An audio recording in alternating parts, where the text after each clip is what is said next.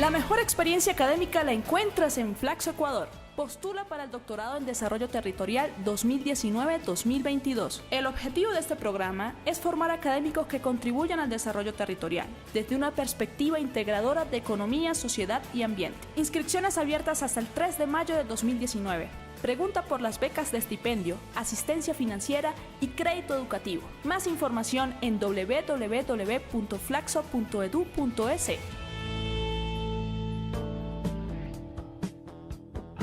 Queremos hacer un llamado a nivel de sociedad para decirles es hora también de que como sociedad nos posicionemos frente a lo que estamos viviendo. El género y la existencia en sí de la sexualidad lleva y conlleva a que tengamos migraciones corporales, identitarias. Quien da palabra, al menos en su momento, a las mujeres es Freud. Hoy por hoy tenemos a unos colectivos y a unas agrupaciones LGBT no muy sensibilizadas con el tema de las mujeres.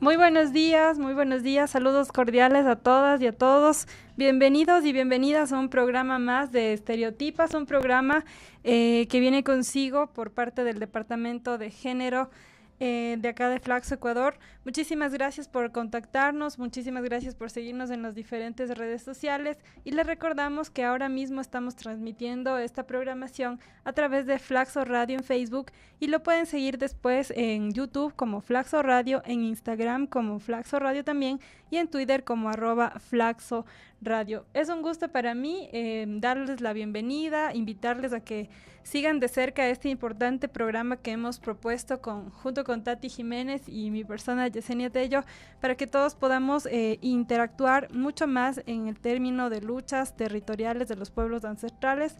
Pero bien, les quiero comentar que el día de hoy cuento con una invitada muy especial.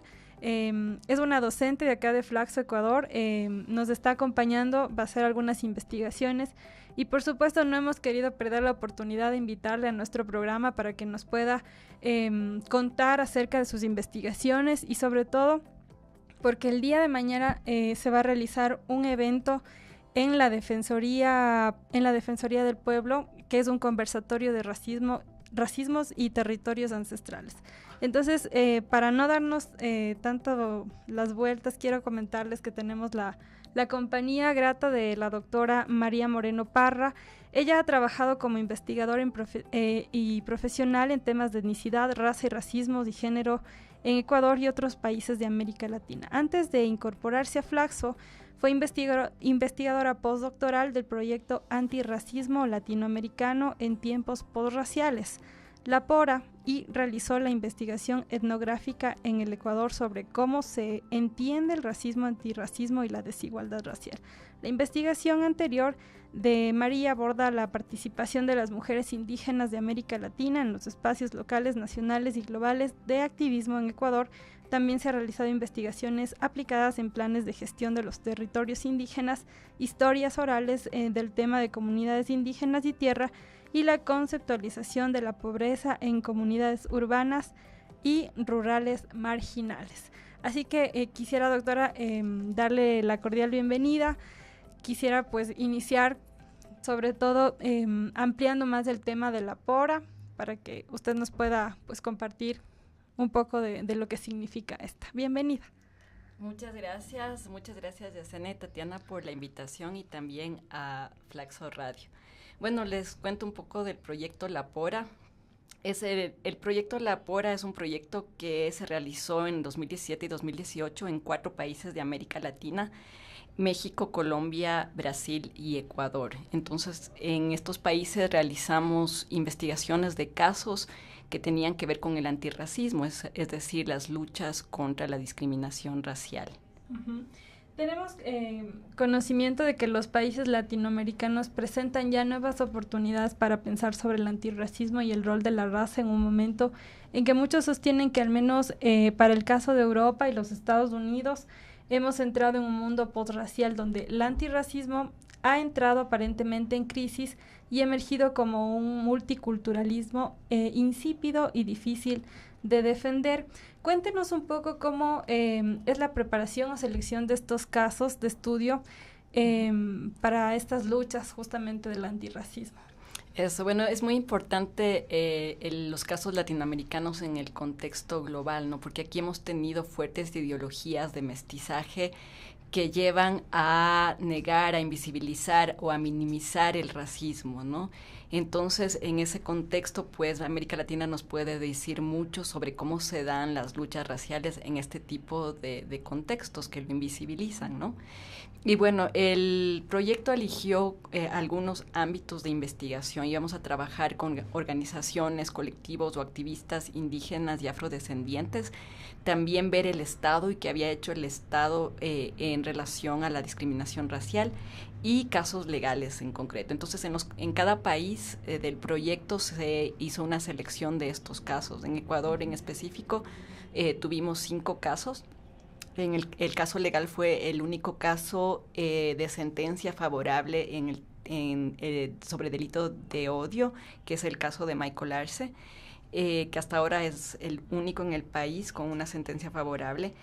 Tenemos el caso en territorios, justamente el caso de Whimby, en relación a extractivismos, afectaciones ambientales y desplazamiento de poblaciones. En el caso de Whimby tenemos un caso donde se produce despojo, pero también hay población que se queda en territorio, ¿no? Y sufre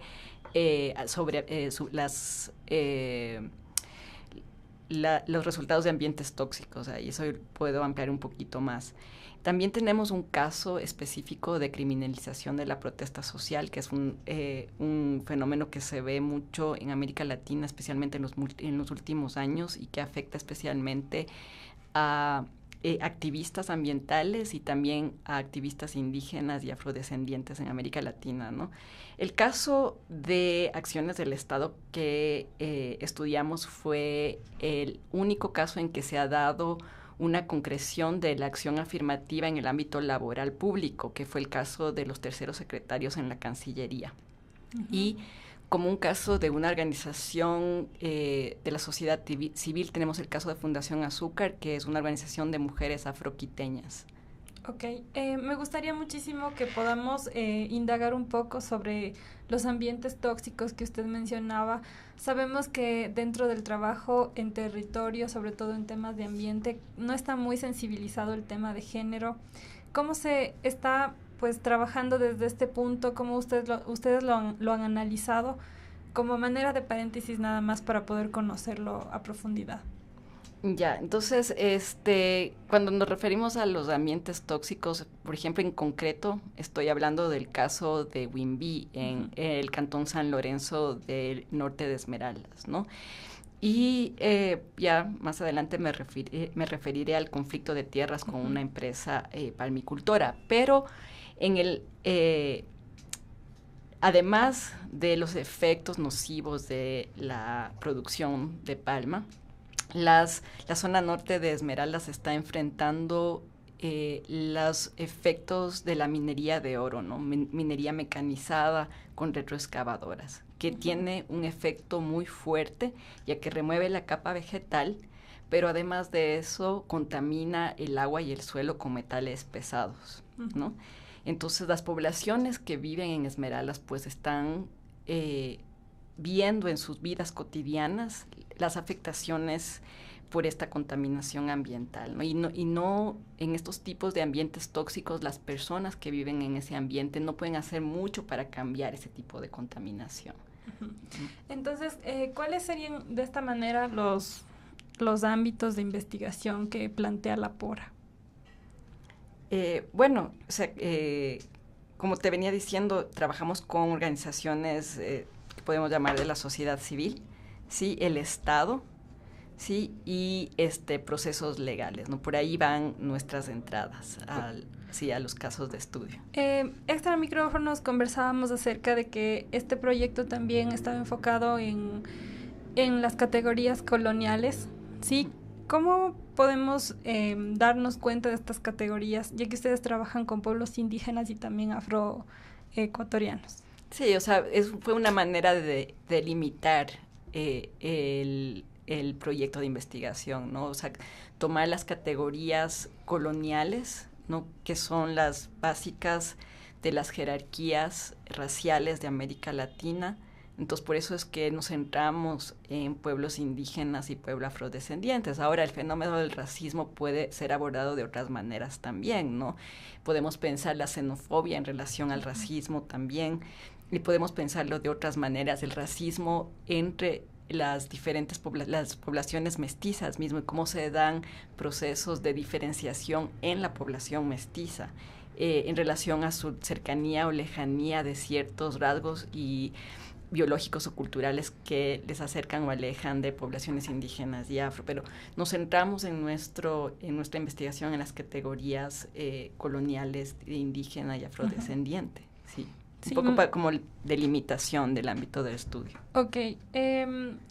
Nos había mencionado que existen ámbitos de investigación y dentro de ello también participa de alguna manera el Estado. ¿Cuáles son las acciones que ellos ejecutan? ¿O cómo participan? Sí, o sea, nosotros hicimos un análisis primero de la legislación y las políticas públicas, ¿no? Porque ha habido varios avances en legislación desde los años 90, desde en Ecuador específicamente, desde la Constitución de 1998, que primero reconoce los derechos colectivos, pero también se han ido ampliando en la Constitución del 2008 y que también incluye los derechos de la naturaleza, ¿no? Que son también afectados, por ejemplo, en el caso concreto de Whimby.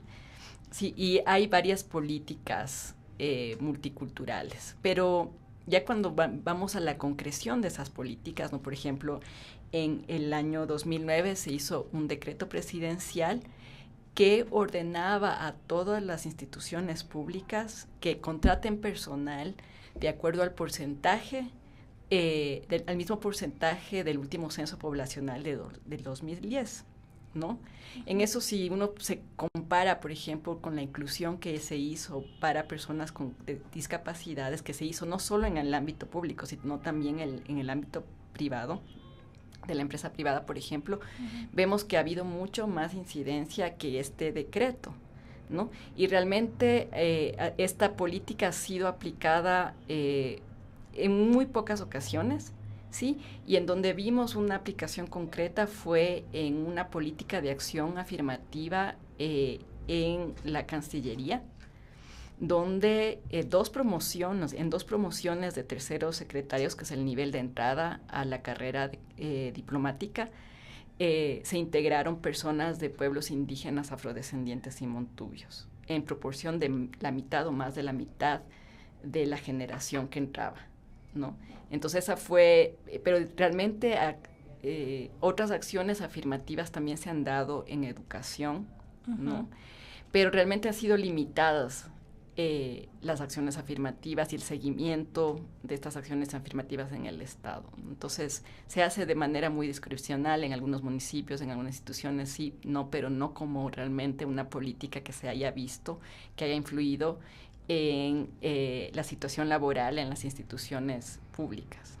¿Bajo qué diálogo se pretende mantener como esta relación entre el tema de las tierras, los territorios ancestrales y también el racismo?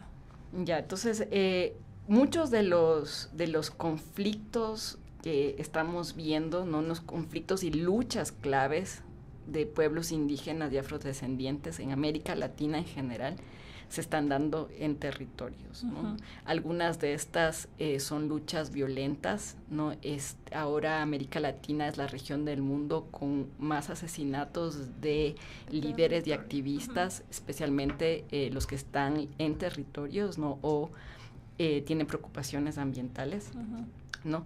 Y entonces ahí es un espacio de lucha muy importante para ver las luchas antirracistas, aunque a veces no se se hacen explícitas o se refiere la gente explícitamente a que es una lucha antirracista, pero esas luchas tienen la capacidad de erosionar las jerarquías raciales y las distribuciones de recursos que se basan en esas jerarquías, ¿no? Entonces, en Ecuador, por ejemplo, hay varias luchas que se han dado en territorio que están relacionadas con los procesos extractivistas. Y se conoce mucho, por ejemplo, las de la Amazonía Sur, que ha sido afectada muy fuertemente por el proceso minero. Pero tanto en el ámbito del Ecuador como en otros países de América Latina, a veces las luchas en territorios afrodescendientes no son tan visibilizadas, ¿no?, en la discusión pública. Entonces, el caso que escogimos justamente fue uno de conflictos en territorios, ¿no? El conflicto específico de Whimby es una lucha por tierras, por 1.200 hectáreas en específico, con la empresa Palmicultona Energy Palm, ¿ya?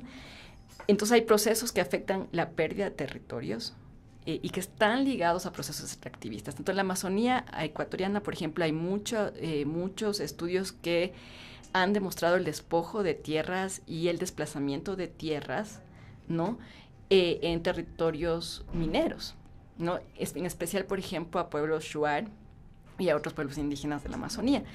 Pero en el caso de Whimby, que estamos analizando en el proyecto, además de pérdida de territorio, tenemos que preguntarnos qué pasa con poblaciones que están habitando, se mantienen y se quedan en territorios que podemos caracterizar como ambientes tóxicos, ¿no? Entonces, en el caso de Esmeraldas, varias explotaciones de recursos, o sea, por ejemplo, la industria maderera, primero, la industria de la palma, sí, la minería del oro, todas han afectado de manera muy, muy intensa el medio ambiente, ¿sí? Y han producido, bueno, una pérdida de bosque. O sea, recuerda que Esmeraldas era la provincia verde por su bosque y ahora realmente ha disminuido de manera dramática el bosque en Esmeraldas. Sí, pero también los ríos y suelos, que son base fundamental de los medios de subsistencia de las poblaciones indígena, ahuachachi, y también poblaciones campesinas pobres que viven en la zona, ¿sí?, se ven afectadas por esta contaminación muy fuerte, por ejemplo, en relación a la minería de oro, de metales pesados, como por ejemplo hierro, aluminio y otros que tienen efectos en la salud inmediata y también a largo plazo, ¿no? Efectos en la salud, por ejemplo, muchas comunidades reportan problemas de la piel, problemas de los órganos femeninos, etcétera, etcétera, y algunos de los metales asociados a esta contaminación a la larga pueden causar enfermedades como el Alzheimer, ¿no? Entonces, bueno, las universidades de Esmeraldas han hecho importantes investigaciones sobre estos temas, ¿no?, de los efectos de la minería allá. Y justamente en la tarde se va a presentar en Aviala un libro muy interesante que habla sobre la extracción y también la violencia en Esmeraldas, ¿no? Entonces nosotros fuimos a conocer esta lucha territorial, ¿no?, de esta comunidad afrodescendiente que está disputando estas 1.200 hectáreas que eran territorios de posesión ancestral, que están protegidos por la Constitución, ¿no? Sin embargo, las empresas extractivas usan medios tanto legales como ilegales para acceder a estos territorios, ¿no? Y en el caso específico que nos compete aquí en este conflicto de tierras, en el 2002 la empresa tenía ya unos documentos legales, unos títulos de la tierra, que no, o sea, dada el marco legal ecuatoriano, eso no podía haber sido, ¿no? Pero se legalizó una compra de tierra que no debió haber sido. Y después, bueno, esta empresa puso un juicio a los dirigentes, a las autoridades de Whimby, ¿no?, por uso ilegal de tierras, ¿sí?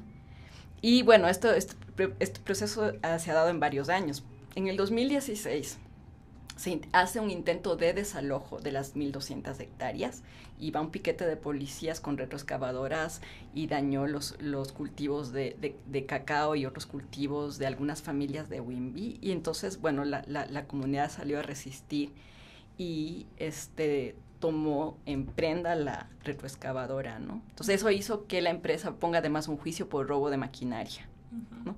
Más tarde, bueno, se llega a una negociación, se retira el juicio de robo de maquinaria, pero el juicio por uso ilegal de tierra continúa hasta ahora, ¿sí? Esto se da también en estos espacios más grandes, ¿no? En que las comunidades que se quedan en Esmeraldas, que se mantienen en el territorio, realmente están pasando por un proceso de sufrimiento ambiental, porque siguen haciendo su vida cotidiana, juegan, se bañan en el río, pescan, etcétera, etcétera, en medios ambientes tóxicos, ¿no? Y entonces tenemos que ver fenómenos que se han estudiado de despojo y desplazamiento de poblaciones de ciertos territorios en combinación con qué pasa con las poblaciones que se quedan en el territorio, ¿no? Y bueno, y esto se da tenemos que también traer a colación el Estado, ¿no? Y la presencia del Estado, ¿sí? En estas poblaciones vemos la ausencia del Estado, por ejemplo, en la falta de dotación de servicios y de infraestructura básica. Entonces, ahí tenemos poblaciones que tienen ríos contaminados y que no tienen sistemas de agua potable funcionando. Sí, para el 2011 varias comunidades de Esmeraldas se unieron y pidieron medidas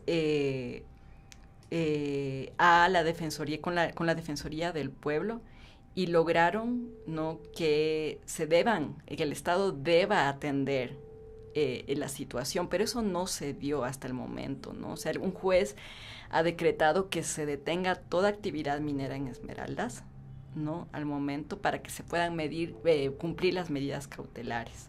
Y las comunidades están ahora reflexionando en saltar de medidas cautelares a acciones de protección, porque realmente ya van muchos años sufriendo de las consecuencias de esta situación de ambientes tóxicos, ¿no?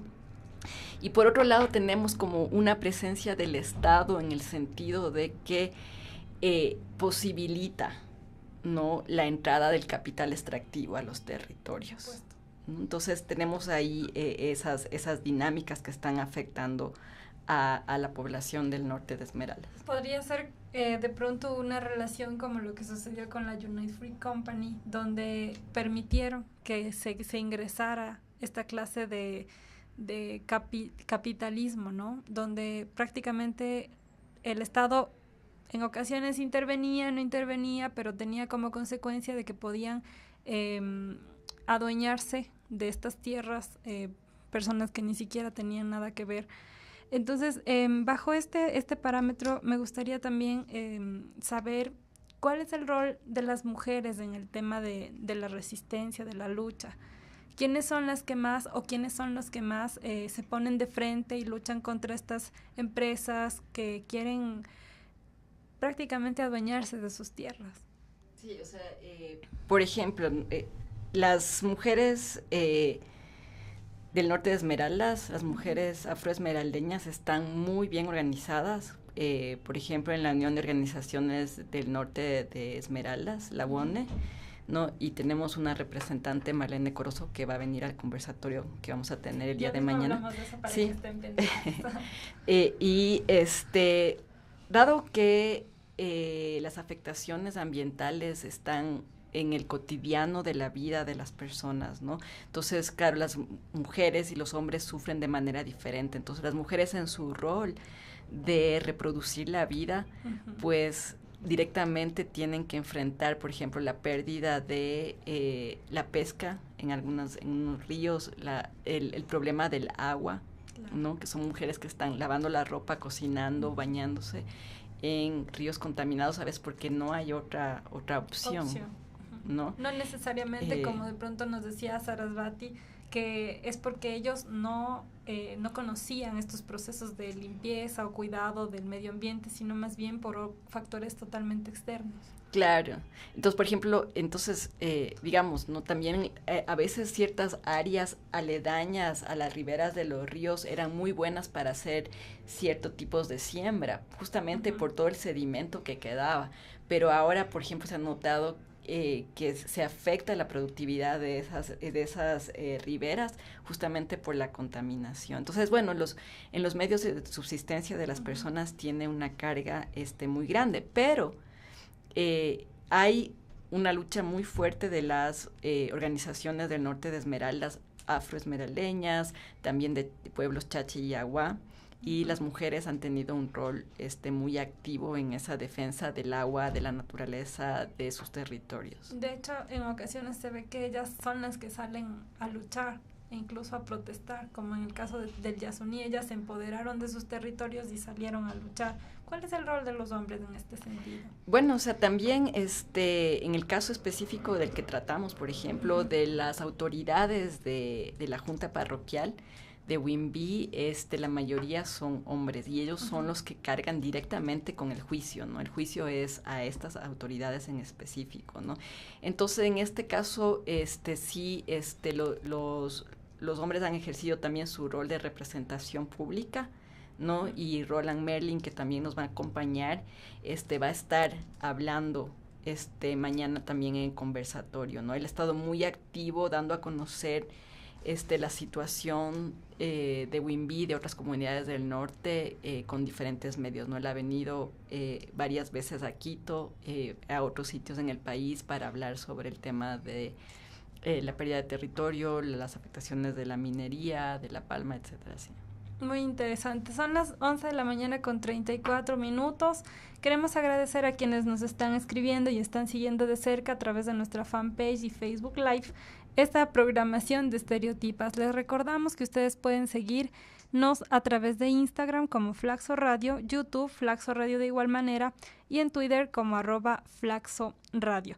Entremos un poco más en materia. ¿Qué le parece si conversamos del programa y evento que se va a realizar el día de mañana en la Defensoría del Pueblo, quienes justamente están invitando a este conversatorio de racismo y de territorios ancestrales?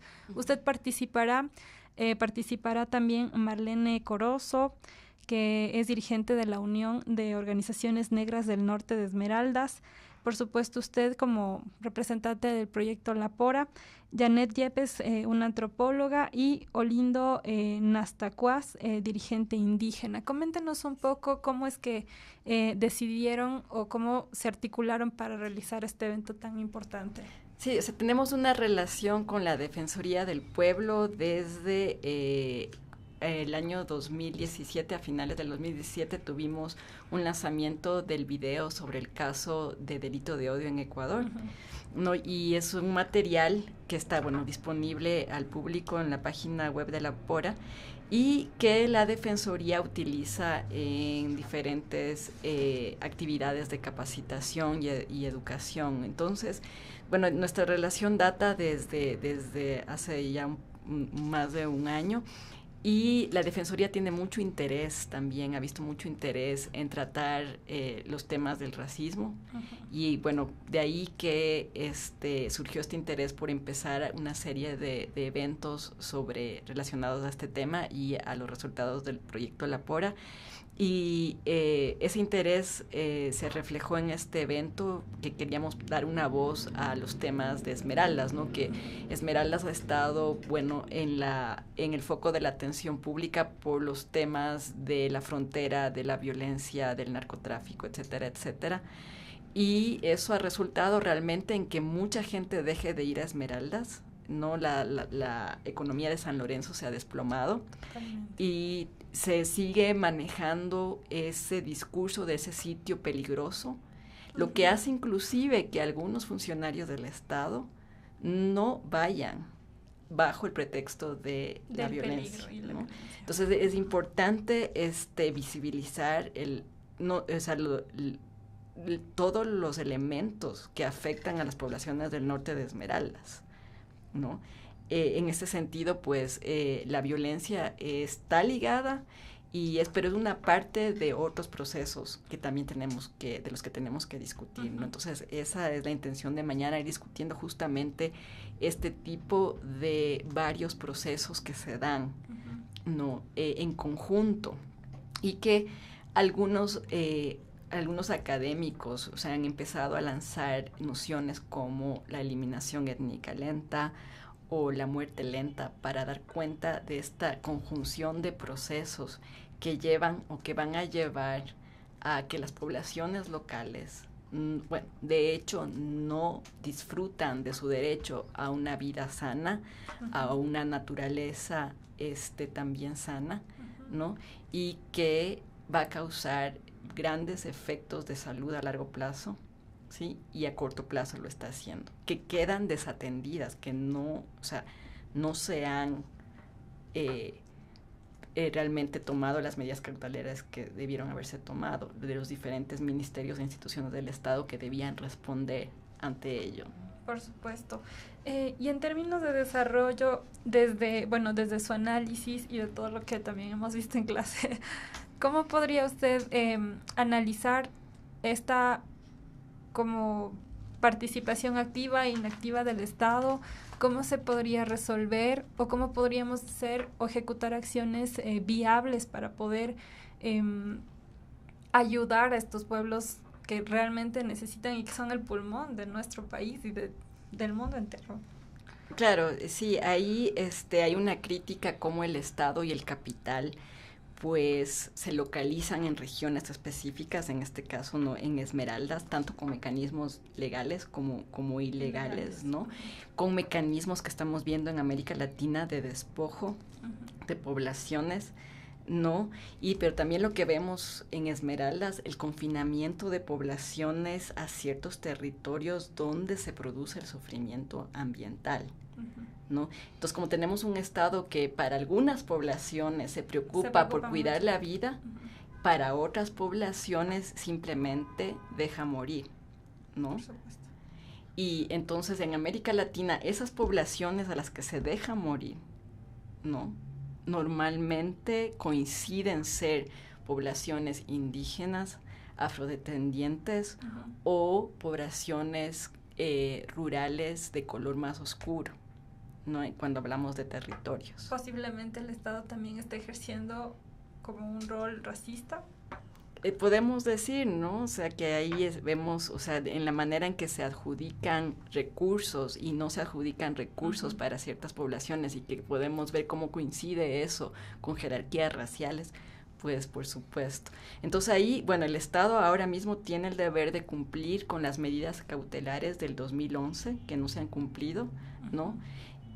Para dar atención a estos temas de emergencia que hay en relación a las necesidades de la población de Esmeraldas. Son las 11:40. Este tema está muy interesante y le voy a hacer la cordial invitación para que podamos seguir hablando de estos y otros temas que son muy interesantes y muy importantes. No sin antes poder invitar a la gente que nos está escuchando, quienes nos están viendo y que de pronto van a compartir este link, a que el día de mañana se den cita a partir de las 3 de la tarde hasta las 5 de la tarde en la Sala Dolores Caguango, en la Defensoría del Pueblo, que está ubicado en la Avenida La Prensa, número 5497 y Jorge Piedra. Así que desde su boca, por favor, la cordial invitación. Sí. Les esperamos mañana, estamos muy atentos a la asistencia del público, creemos que es un tema fundamental y hacemos la bienvenida a personas que trabajan en derechos humanos, a académicos, a estudiantes, al público en general, para que venga a este evento y también, además del conversatorio con los activistas de Esmeraldas, vamos a tener el lanzamiento de un video sobre el caso específico de Güemby. Entonces va a ser el lanzamiento oficial de un video informativo sobre este caso también. Qué chévere. Así que cordialmente invitados mañana a darse cita a partir de las 3 de la tarde en la Sala Dolores Caguango, Defensoría del Pueblo. Muchísimas gracias por habernos acompañado, María. Siempre es un gusto poder contar con personas que realizan esta clase de investigaciones, con profesionales académicos que nos pueden ampliar inclusive la percepción misma que nosotros tenemos del término desarrollo y cómo se va efectuando dentro de la práctica. Muchísimas gracias por la invitación, realmente ha sido un gusto estar aquí. Muchas gracias, son las 11:42. Gracias por habernos acompañado en su programa Estereotipas. Les recordamos que pueden ustedes seguir de cerca cada una de nuestras programaciones a través de Facebook en Flaxo Radio. Recuerden que este programa pueden también revisarlo en YouTube y bueno, compartirlo y también tuitearnos en Instagram, también no puede ser de otra forma. Descargue el audio también de nuestros programas en www.flaxoradio.es. Un abrazo cordial para todos ustedes, que tengan un excelente día miércoles y resto de semana. Muchísimas gracias.